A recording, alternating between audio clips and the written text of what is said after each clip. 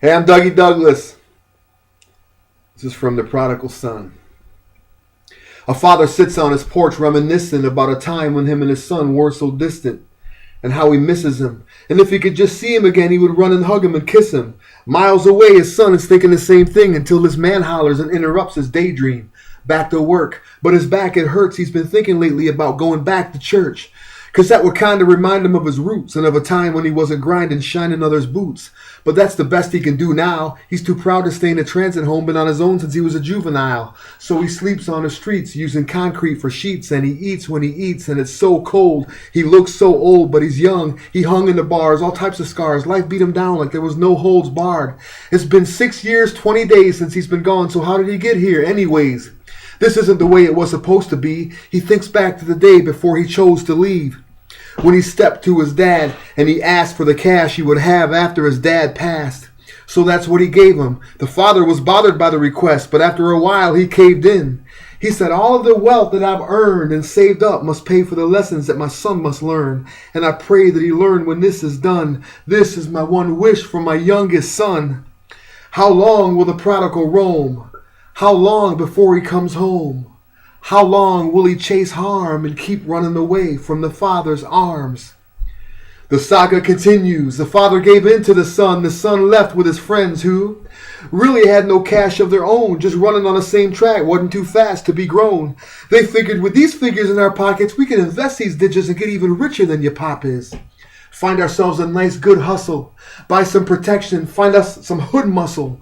As soon as we get to another city, we can put this money to work for ourselves and get busy. We can start buying houses, fixing them up and flipping them. I can just picture getting the dividends rolling like Michelin's. From the time they arrived on the scene, the five noticed his father's business sense in his genes.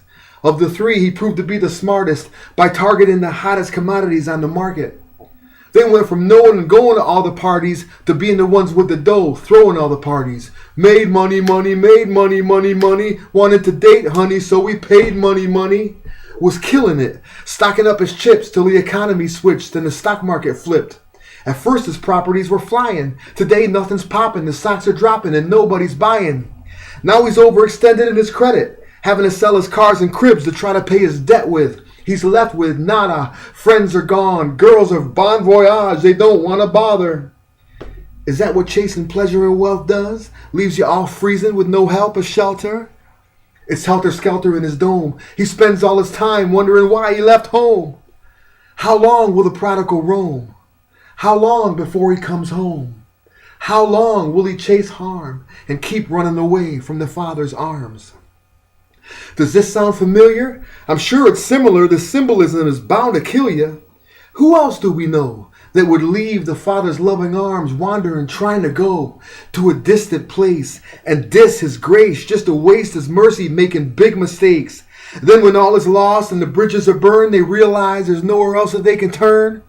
So they turn to the sheepfold, they return to the steeple. Isn't this just like God's people?